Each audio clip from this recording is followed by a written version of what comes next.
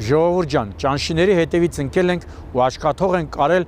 մի ոչ պակաս կարևոր հանգամանք։ Հանրապետության գրեթե բոլոր մարզերում էլ առատ տեղումների հետևանքով մարդաբոյ փոսեր են գոյացել։ Իսկ դա նշանակում է, որ այն կազմակերպությունները,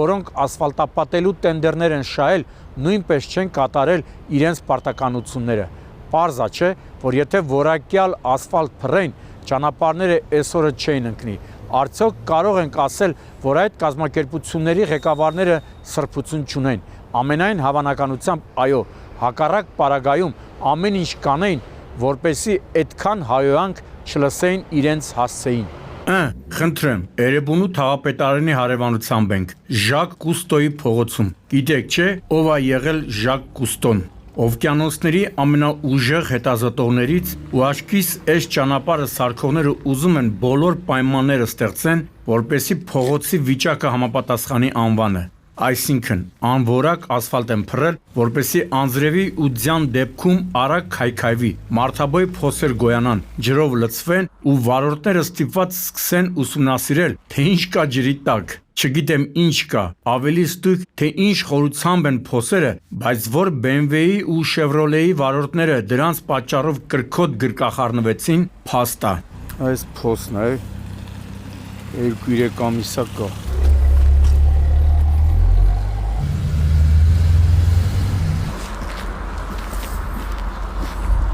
Ինձ թվում է կադրերից արդեն հասկացաք, որ մեքենաներից մեկի վարորդը փորձել է փախցնել հսկայական փոսը ու դուրս է եկել հանդիպակաց, բախվել մյուս մեքենային։ Այս փոսերը հատկապես վտանգավոր են օրվա մութ ժամին, երբ ցերեկը չեն երևում, էլուր մնաց գիշերը մեկի կողմերը, երբ հավանականությունը, որ դրանք կնկատեն հոգնած կամ հարբած վարորդները մոտ է 0-ին, վարորդները հարբած չէին, բայց հոգնած հաստատ կլինեն ու ոչ միայն նրանք։ Պարզվում է, որ վթարի հետևանքով Երևանի տարբեր հիվանդանոցներ մարմնական վնասվածքներով տեղափոխվել է 5 հոգի։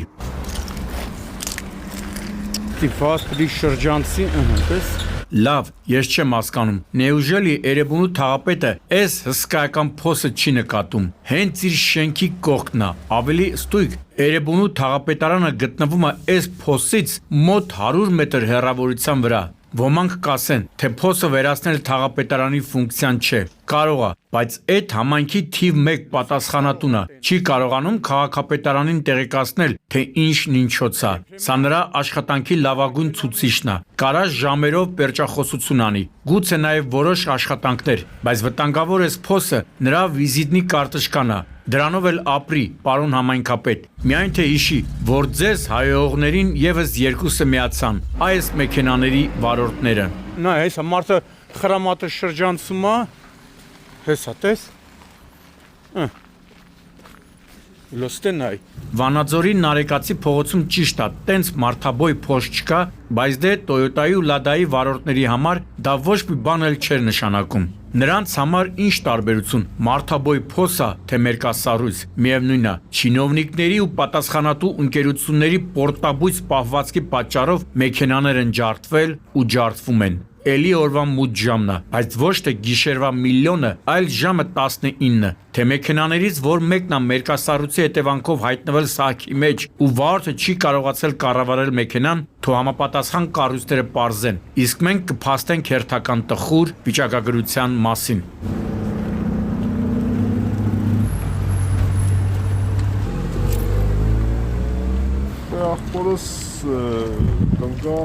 Վթարի հետևանքով 4 հոգի տարբեր աստիճանի մարմնական վնասվածքներով հայտնվել էր հիվանդանոցում։ Նկատեցիք, չէ՞, տեսանյութի սկիզբն է, ընդամենը վթարի 2-րդ դեպքն ենք ներկայացնում, բայց արդեն խոսում ենք 9 վիրավորի մասին։ Ուզում եմ հասկանամ էլի, այս դաժան վիճակագրությանը վերջ լինելու է, թե ոչ, չնայած եթե անկեղծ, կոնկրետ այս դեպքի մասով ես ավելի սարսափելի պատկեր էի ակնկալում, չէ որ խոսքը ռուսական արտադրության Lada-ի մասին է, որը հերիք չի պլաստմասայից է, նաև զուրկ է անվտանգության տարրական համակարգերից։ Հաղթացիները մեր ընդունող պարակներն են եկել հանում։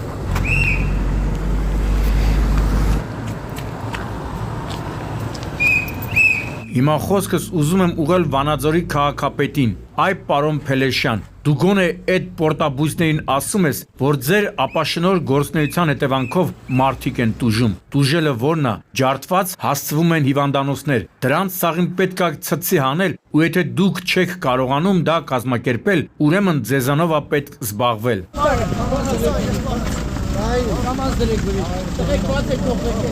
Մի հոգու տարել են երկու։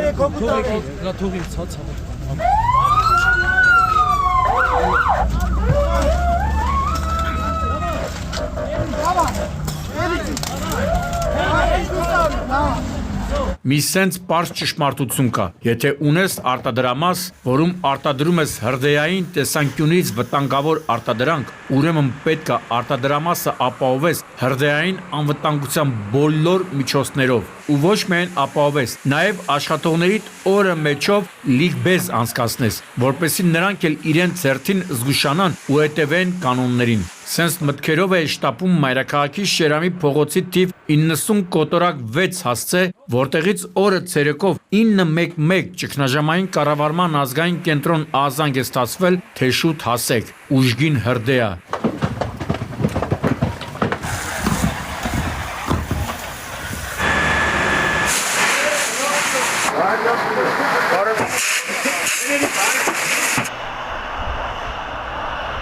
Խեղճ շրջներ, թե ասա այդ մասնագիտությունն է, որ ընտրել եք, կատակ եմ անում։ Իրականում հոգաչափ շնորհակալ ենք ձեր կատարած անձնվեր աշխատանքի համար։ Այդ դուք եք, որ ձեր կյանքը վտանգում եք, ինչա թե որոշները հասկանալու հետ կապված խնդիր ունեն։ Չգիտեմ, թե ինչ եզրակացություն կտան իրավասուները հրդեհի պատճառների վերաբերյալ, բայց որ մարդկային գործոնը ուղղակի թե անուղղակի արկա է, փաստ է, այլապես կրակը սենց տարածում չեր ստանա։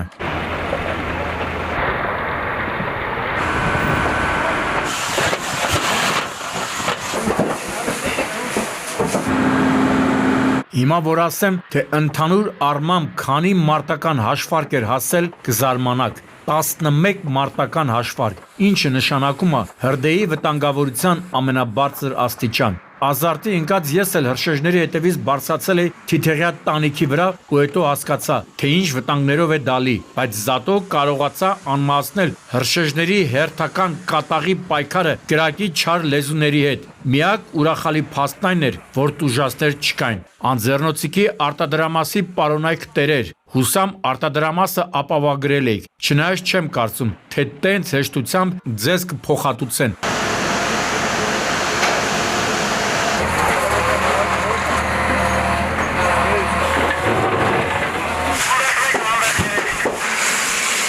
Երևան-Գյումրի ճանապարհը ինձ համար վաղուց արդեն դարձել է մշտական ուղի։ Երևի չկա մի շաբաթ, որ այս կողմերում չերևամ։ Երևի հասկացաք, որ ոչ լավ նպատակով, երբ հիշյալ ճանապարհատվածից ավելի ստույգ Կոշ գյուղի մուտքի մոտից ազանք ստացա, թե Շամշյան արագ հասի, ստեղ մի մեքենան նենց կլխկոնձյա տվել, որ ասելու չի, առաջինը ինչ հետաքրքրեց, թե արդյոք զոհ կա։ Դժվարացավ պատասխանել, միայն նշեց, թե կլխկոնձի տված մեքենայի միջից դուրս բերեցին 2 հոգու, գյուլի պես հասնելով դեպքի վայր, ահա այս պատկերը արձանագրեցի։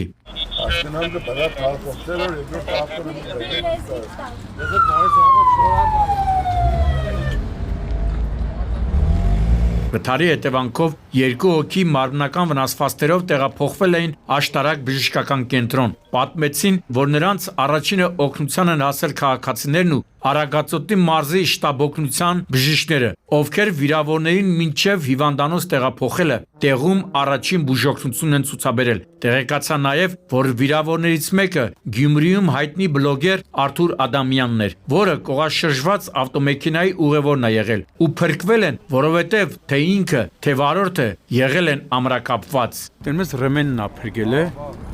Այդքան որ ասում են ամրագոտի կապեք, այլ Ինչպես նկատեցիք, ճանապարհին մերկասառույց չկար, իսկ դա նշանակում է, որ կատարվածի հիմքում մարդկային գործոնն է, Թեև մեքենաների դիրքն էլ էր հուշում, թե ինչ է իրականում կատարվել, սակայն նաև ներկաները պնդեցին, որ կողաշրջված Նիսանին իրականում այսօր նա գցել ամենագնաց Կիան, երբ բախվել է նրա հետնամասին։ Ինչպես հայտնի է, նման դեպքերում հիմնական մեղավոր է համարվում հետևից հարվածածը։ Ամեն դեպքում շատ հետաքրքիր է, թե ինչ հանգամանքներում է Կիայի վարորդը հարվածել Նիսանին։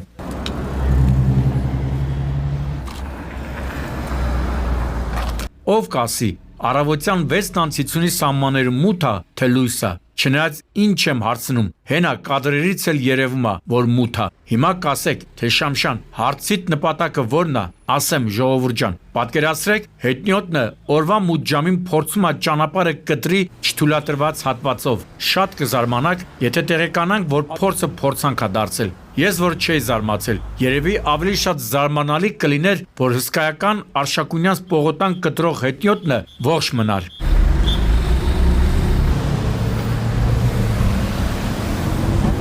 Դե հիմա ուշադրություն, պատկերացրեք, որ Արշակունյանց պողոտայում ողբերգական դեպքը տեղի է ունեցել վերգետնյա անցման մոտ։ Այսինքն, հարցը, թե ինչու հետիոտնը չի փորձել այդ զռլամա պողոտան կտրի անվտանգ ճանապարհով, ընդհանրապես ավելորդ չէ։ Թեև ունեմ նաև պատասխանը, մարդը չի ուզեցել ավել ժամանակ ծախսի, աստիճաններ բարձրանա, բայց չէ որ այդ ալարկոտությունը նրան կյանք արժեցավ։ 40-ամյա Վարդանը կին հետնյոտնին չի նկատել ու հաշվի առնելով հանգամանքը, որ դեպքը տեղի է ունեցել Արշակունյանց պողոտայում, վստահ եմ, որ քիչ արագություն չի ունեցել։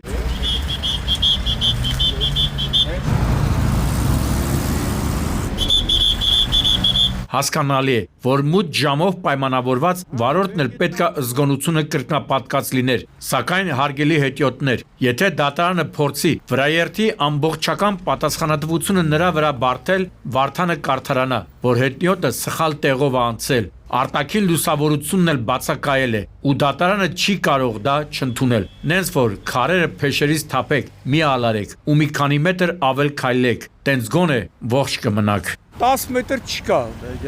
վերգետնյա անցման մոտ է, ժողովուրդ ջան, այդ անցումները չեն սարքե որպես։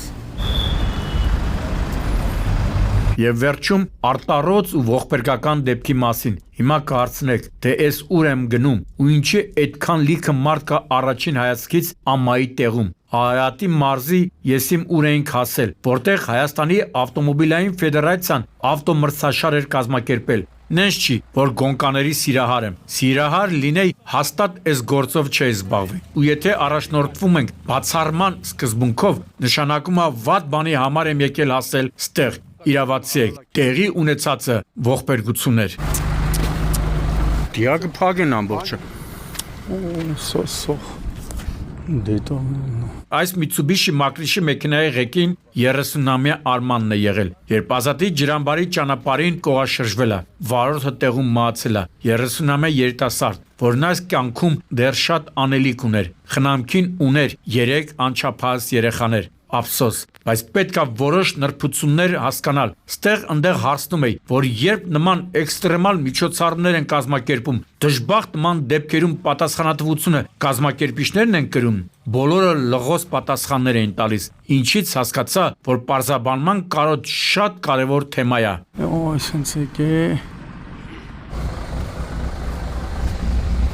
Հետո շտապեցին ասել, որ մահացածը միջոցառման մասնակից չի եղել, որպես ապացույց ցույց են տալիս ցուցակներում նրա անունը չկա եւ որ եկել է որպես հանդիսատես։ Արտաշատի ոստիկանները տեղեկացրին, որ վթարի հետևանքով եւս մեկ հոգի, ով 2003 թվականից ծնված է, տեղափոխվել է հիվանդանոց։ Արդյոք մեքենայում է եղել, պարզել չհաջողվեց։ Հարգելի լրագրողներ, այդուհանդերձ կարող եք խորանալ ու պարզել, թե նման դեպքերում, եթե մասնակիցը դժբախտ պատարիզո է դառնում, ով է կրում պատասխանատվություն։ Տեսեսի անվադողերի հետքերն է, որ հա բարձացել է նայ։ Գագիկ Շամշան, Սուրանկյուն։